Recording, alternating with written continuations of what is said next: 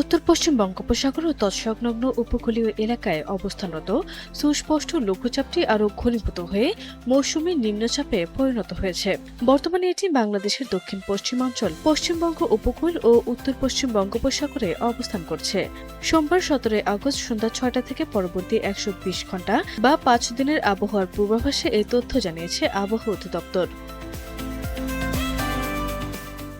আবহাওয়া অফিস জানিয়েছে, নিম্নচাপটি আরও উত্তর পশ্চিম দিকে অগ্রসর হতে পারে। মৌসুমী বায়ুর অক্ষের বর্ধিতাংশ রাজস্থান, পাঞ্জাব, হরিয়ানা, উত্তরপ্রদেশ, বিহার, নিম্নচাপের কেন্দ্রস্থল ও বাংলাদেশের দক্ষিণাঞ্চল হয়ে আসাম পর্যন্ত বিস্তৃত রয়েছে। বসুন্ধরা টিস্যু, অশুদ্ধতার বিরুদ্ধে এক বিন্দুও ছাড় নয়। এই অবস্থায় মঙ্গলবার 18 আগস্ট সন্ধ্যা 6টার মধ্যে খুলনা, বরিশাল, রাজশাহী, চট্টগ্রাম ও সিলেট বিভাগের অধিকাংশ জায়গায় এবং রংপুর, ঢাকা ও ময়মনসিংহ বিভাগের অনেক জায়গায় অস্থায়ীভাবে দমকা হাওয়া সহ হালকা থেকে মাঝারি ধরনের বৃষ্টি বা বজ্রবৃষ্টি হতে পারে। সেই সঙ্গে দেশের কোথাও কোথাও মাঝারি ধরনের ভারী থেকে অতি ভারী বর্ষণ হওয়ার সম্ভাবনা রয়েছে।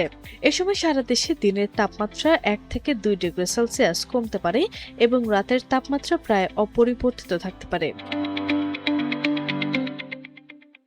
বুধবার 19 আগস্ট সন্ধ্যা 6টা থেকে পরবর্তী 24 ঘণ্টায় রংপুর, ময়মনসিংহ ও সিলেট বিভাগের অনেক জায়গায় এবং রাজশাহী, ঢাকা, খুলনা, চট্টগ্রাম ও বরিশাল বিভাগের কিছু কিছু জায়গায় বৃষ্টি বা বজ্রবৃষ্টি হতে পারে।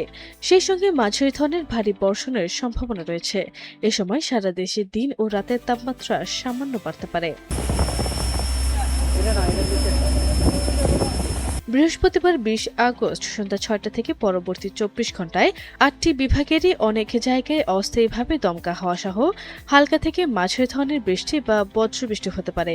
দেশের কোথাও কোথাও মাঝারি ধরনের ভারী থেকে অতি ভারী বর্ষণ হতে পারে।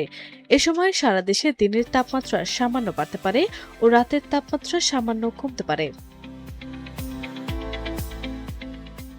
শুক্রবার সন্ধ্যা 6টা থেকে পরবর্তী 24 ঘণ্টায়ও 8টি বিভাগের অনেক জায়গায় বৃষ্টি অথবা বজ্রবৃষ্টি হতে পারে। কোথাও কোথাও মাঝারি ধরনের ভারী থেকে ভারী বর্ষণ অব্যাহত থাকতে পারে। এ সময় দিনের তাপমাত্রা সামান্য কমতে পারে ও রাতের তাপমাত্রা প্রায় অপরিবর্তিত থাকতে পারে। বর্ধিত 5 দিনের আবহাওয়ার পূর্বাভাসে বলা হয়েছে, এ সময়কালের শেষের দিকে বৃষ্টি বা বজ্রসহ বৃষ্টিপাতের প্রবণতা অব্যাহত থাকতে পারে।